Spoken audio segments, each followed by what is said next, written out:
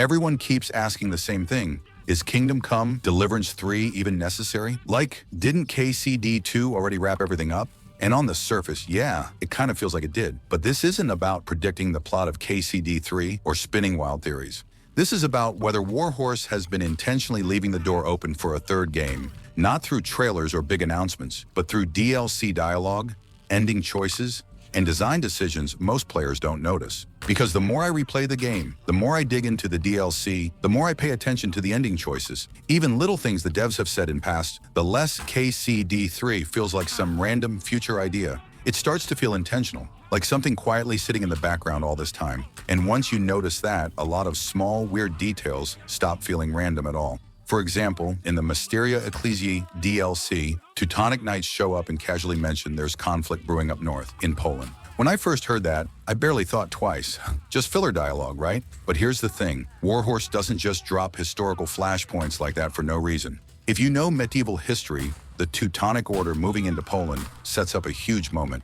The Battle of Grunwald in 1410, one of the biggest medieval battles ever. And before that, from around 1401 to 1409, there were the Samogitian uprisings, rebellions supported by Poland against the Teutonic Knights, which helped fuel the tensions that exploded at Grunwald. So when those knights mention conflict brewing, it's a real nod to this historical buildup. And guess who's a major player there? That's right, Žižka, which makes it really hard to ignore the fact that at the end of KCD2, Žižka doesn't say goodbye to Henry. He doesn't close that chapter. He asks Henry if maybe, someday in the future, he'd be willing to join him again as his right-hand man. And then there's the ending choice with Sir Radzig. You get dialogue choices that, honestly, don't seem to do anything. They don't change the ending. They don't unlock any secret cutscenes. For a while, people just argued about which choice felt right, which was their canon Henry, or which ending they liked best. And that's exactly the point, because those choices aren't really for KCD2. They're not designed to branch the story right away. They're for data. When thousands of players finish the game and go online saying, "This was my ending," or "This felt like the right choice," Warhorse gets something incredibly valuable. They can see what kind of Henry most players actually shaped. Whether he's loyal to authority, quietly rebellious, disillusioned with nobility, or still idealistic. So that conversation with Radzig isn't about closing the story. It's about measuring where players emotionally land. And once you look at it that way, it stops feeling pointless and starts feeling intentional. Once you see that, everything else starts lining up. Think about how KCD2 opens with the Siege of Suchdal.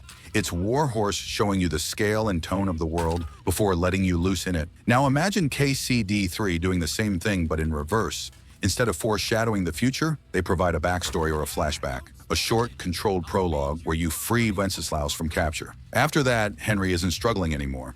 He's working comfortably by Hans Capon's side, running errands, dealing with politics instead of survival.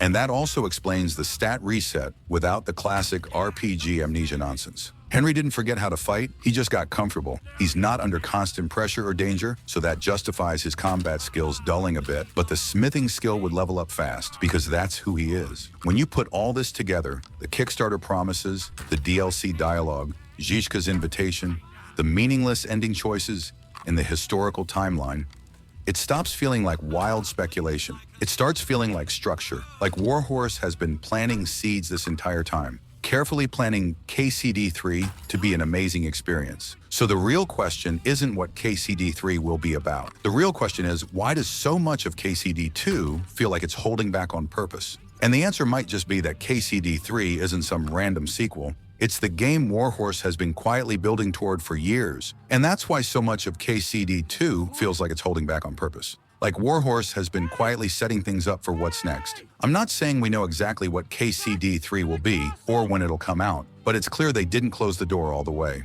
So thanks for watching. Hey, also, if you're interested in what KCD3's storyline might be, check this video out. Anyways, see you in the next one.